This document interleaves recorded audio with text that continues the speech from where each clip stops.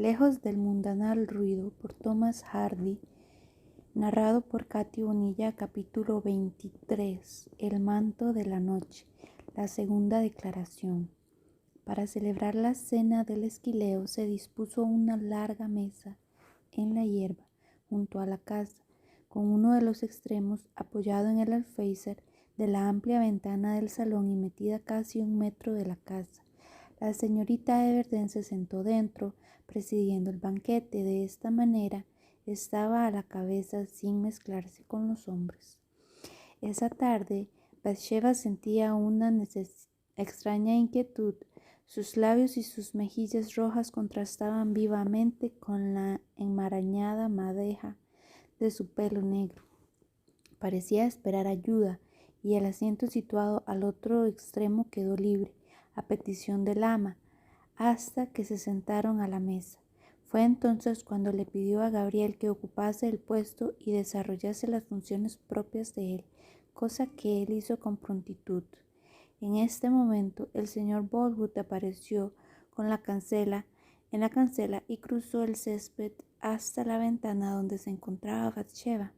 Pidió disculpas por la tardanza. Hizo evidente que había sido invitado. Gabriel, dijo Bathsheba, ¿quieres hacer el favor de cambiarte y cederle el puesto al señor Bolwood? Oak volvió a ocupar el silencio en su puesto anterior. El hacendado iba alegremente vestido, con un traje nuevo y chaleco blanco, un atuendo que contrastaba con sus habituales y sobrios trajes grises. También por dentro estaba risueño y se mostraba excepcionalmente conversador. Lo mismo le ocurría a Bathsheba ahora que Bolwood había llegado. Si bien la indeseada presencia de Pennywise, el capitán despedido por robo, ensombreció durante algún tiempo su buen humor. Una vez concluida la cena, Coogan comenzó a recitar sin previo aviso. He perdido a mi amor, no más me importa, mas no me importa. He perdido a mi amor, mas no me importa. Pronto encontraré otro mejor que el anterior. He perdido a mi amor, mas no me importa. Las palabras fueron recibidas con una elocuente mirada a la mesa para indicar que la actuación, como la obra de autores consagrados y ajenos a las críticas de la prensa, era un bocado bien conocido que no requería aplauso. Ahora tu canción, señor Poorgrass, dijo Coogan. He bebido demasiado y no estoy en condiciones, respondió Joseph, minusvalorando su capacidad. Tonterías, nunca has sido así de desgraciado, Joseph. Nunca, dijo Coogan, mostrando sus sentimientos heridos con cierta inflexión de la voz. Y el ama te está mirando fijamente, como si dijera, canta una vez más, Joseph Poorgrass. Cierto que sí. De acuerdo, tendré que pasar por ello. Pero miradme y decidme si se me nota demasiado que me hierve la sangre, vecinos. No, solo estás un poco colorado, dijo Coogan. Intento que no se me suban los colores cuando una belleza me mira, dijo tímidamente Joseph. Pero si se empeña en hacerlo, yo no me puedo remediar. Venga, Joseph, canta, por favor, dijo Bathsheba desde la ventana. Verá usted, señora, replicó en tono complaciente. No sé qué decir, sería una modesta balada de mi propia cosecha. Vamos, vamos, animaron los comensales. Cobrando así confianza, Poorgrass entonó una temblorosa aunque loable balada sentimental cuya melodía consistía tan solo en la nota tónica y en la nota adicional, con predominio de la segunda. Tuvo tanto éxito que rápidamente entonó una segunda melodía del mismo estilo, tras varios comienzos en falso. Sembré las semillas del amor al llegar la primavera, en abril, mayo y bajo el sol de junio, cuando cantaban los pajarillos. Excelente composición, dijo Coogan al terminar el poema. Cuando cantaban los pajarillos, es un verso muy bonito. Sí, y también es muy bonito las semillas del amor, muy logrado, aunque el amor sea una nota muy difícil y al hombre se le quiebre la voz. Otra estrofa, señor Pogras. Pero durante la interpretación, el joven Bob Cogan dio muestras de una de las anomalías que afectan a los más jóvenes cuando los demás se ponen especialmente serios. En un intento por ocultar la risa, se metió en la garganta todo el mantel que pudo y cerrando así herméticamente la boca durante un tiempo. El regocijo acabó saliendo por la nariz. Joseph se dio cuenta y, con las mejillas encendidas de indignación, dejó de cantar al instante. Cogan se apresuró a dar un buen tirón de orejas a Bob. «Sigue, Joseph, sigue. No tengas en cuenta este granuja», dijo Cogan. «Es una balada muy bonita. Empieza otra vez. El siguiente compás yo te ayudaré con los agudos cuando te quedes sin aire».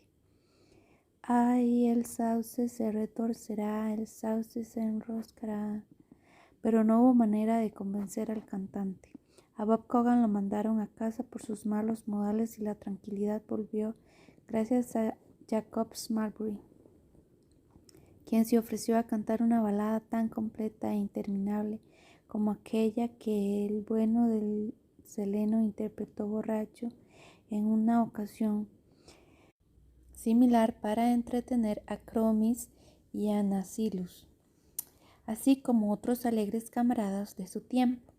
Aún había luz en el cielo, aunque empezaba a ser visible el descenso de la noche, y los rayos de luz que llegaban del oeste rastrillaban la tierra sin llegar a encenderla o a iluminar los planos sombríos. El sol se había agazapado detrás de un árbol en su último esfuerzo antes de morir, y poco después comenzó a hundirse, bañando en un crepúsculo marrón la mitad inferior de los cuerpos de los esquiladores, mientras sus cabezas y hombros aún disfrutaban de la luz del día, tocadas por un resplandor amarillo intenso que parecía más innato que adquirido. El sol descendió en medio de la neblina ocre, pero todos continuaron sentados charlando y cada vez más alegres, como los dioses en el cielo de Homero. Bathsheba no se movió en su trono al otro lado de la ventana y se entretenía tejiendo, apartando de cuando en cuando la vista de su labor para observar la escena cada vez más oscura. El lento crepúsculo se extendió hasta envolverlos por completo antes de que nadie diera muestras de querer marcharse. Gabriel advirtió de pronto que el hacendado Bolwood había abandonado su puesto en un extremo de la mesa. Oak no sabía cuándo, pero parecía haberse sumido en la oscuridad circundante. Mientras pensaba en esto, Liddy encendió unas velas en el salón y sus vivas llamas iluminaron la mesa y a los comensales, dispersándose entre las sombras verdes del fondo. La silueta de Bathsheba, que seguía en su posición original, volvía a verse claramente a la luz, y ésta revelaba que Bolwood había entrado en la habitación y estaba sentado junto a ella. Se planteó entonces la pregunta de la noche. ¿Cantaría la señorita Everdene para ellos esa canción que entonaba con tanta dulzura, las ribelas de Alan Water, antes de que todos se fueran a casa? Luego de pensarlo un momento, Bathsheba asintió, indicándole a Gabriel mediante señas que se acercara. Gabriel se dirigió apresuradamente hacia ese espacio tan codiciado. ¿Has traído tu flauta?, le susurró. Sí, señorita. Acompáñame entonces. Se puso en pie junto a la ventana mirando a los hombres y con las velas en las espaldas. Gabriel a su derecha, justo fuera del marco. Bolwood se encontraba a la izquierda, más dentro de la habitación. Comenzó a cantar en tono dulce y trémulo, pero fue creciéndose hasta alcanzar firmeza y claridad. Lo que sucedió a continuación hizo que los esfuerzos fueran recordados durante muchos meses y aún años por más de uno de los presentes. Un soldado la eligió por esposa y era un hombre de verbo irresistible. No había en la ribera de Arenwater nadie tan feliz como ella. A la dulzura de la flauta de Gabriel sumó Bolwood su profunda voz de bajo, cantando sin embargo muy suavemente y absteniéndose a hacer un dúo. Sus notas eran más bien como una rica sombra inexplorada que refrescaba el canto de Bathsheba. Los esquiladores se recostaban los unos en los otros, como los comensales en las tempranas épocas del mundo, tan silenciosos y absortos que casi se les oía respirar entre compás y compás, y el término de la balada, cuando la última nota quedó suspendida en un indescriptible final, sobrevino ese murmullo de satisfacción que es la esencia del aplauso. Huelga decir que Gabriel no podía dejar de reparar en el comportamiento de Bolwood con su anfitriona, pero no habría en sus gestos nada excepcional, salvo el momento elegido para realizarlos. Bolwood solo observaba a Bathsheba cuando los demás no miraban. Cuando los demás miraban, él se daba la vuelta. Cuando daban las gracias o hacían algún elogio, guardaban silencio. Cuando estaban distraídos, murmuraba su agradecimiento. El significado estaba en la diferencia entre estos actos que en sí mismos carecían de significado y los inevitables celos, esos que tanto afligen a los amantes, no permitían a Gabriel subestimar estos detalles. Bathsheba dio entonces las buenas noches, se alejó de la ventana y se retiró al fondo del salón. Bolwood cerró entonces la ventana y los postigos y se quedó dentro con ella. Oak se marchó a pasear bajo los serenos y profundos y perfumados árboles.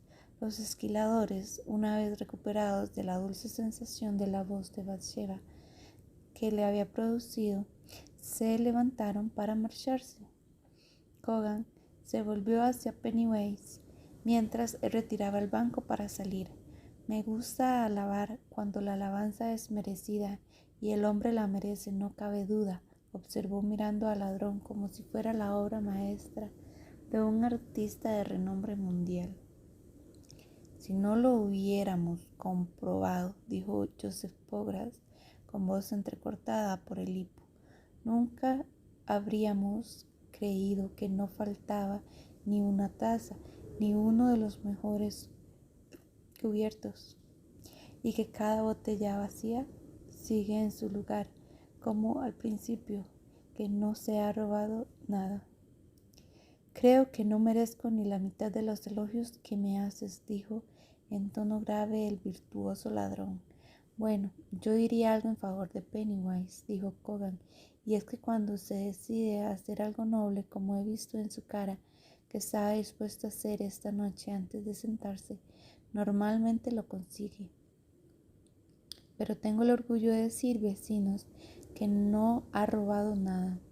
Sí, ha sido una buena acción, Pennywise, y te damos las gracias, dijo Joseph, y la opinión fue unánimemente compartida por el resto de la compañía. A la hora de partir, cuando solo se veía una fina e inmóvil grieta de luz entre los postigos, una apasionada escena se desarrollaba en el salón. La señorita Everdene y Bolwood estaban solos. Bathsheba había perdido gran parte del saludable fuego de sus mejillas, dada la gravedad de la situación, pero había en su mirada un brillo triunfal, si bien se tratara de un triunfo más contemplado que deseado.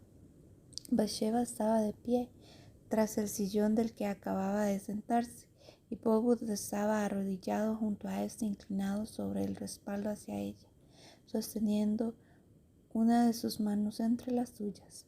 No dejaba de moverse con gran inquietud, con eso que Keats dedicadamente llama una felicidad demasiado feliz. Tan insólito abandono de la dignidad fruto del amor en un hombre como Bolwood, en quien la dignidad siempre habría sido un atributo esencial, producía en Bathsheba, por lo angustioso de su incongruencia, un dolor solo mitigado por el placer que le causaba estas muestras de idolatría. Intentaré amarlo, decía con voz temblorosa, impropia de su confianza habitual. Y si por alguna razón llego a creer que puedo ser una buena esposa, accederé a casarme con usted. Pero, señor Bolwood, creo que la duda en estos asuntos tan importantes honra a cualquier mujer. Por eso no quiero hacer ninguna promesa solemne esta noche. Le pediría que esperase unas semanas hasta que vea mi situación con mayor claridad. Pero tiene usted sobradas razones para creer que entonces. Tengo sobradas razones para confiar que en cuando pasen las 5 o 6 semanas que faltan para la cosecha y que usted pasará fuera de casa, yo pueda prometerle que me casaré con usted. Me basta con ello, no pido más. Esperaré con ansia el momento de oír esas palabras tan anheladas. Y ahora, señorita Everden, buenas noches. Buenas noches, dijo ella gentilmente, casi con ternura, y Bolwood se retiró con serena sonrisa. Bathsheba sabía ahora más cosas de él. Bolwood le había mostrado su corazón sin reservas, casi hasta el punto de aparecer a ojos de ella con el triste aspecto de un ave de gran tamaño, desprovista de las plumas que le confieren su grandeza. Ella estaba asustada por la temeridad con que habían conducido en el pasado y luchaba por enmendarse sin pararse a pensar si el pecado realmente merecía el castigo que se había infligido. Oír todo lo que había oído era terrible, pero la situación no carecía de alegría. Es maravillosa la facilidad con la que incluso las mujeres más tímidas desarrollan a veces cierto gusto por el honor, cuando éste se combina con una pequeña victoria. Fin del capítulo 23.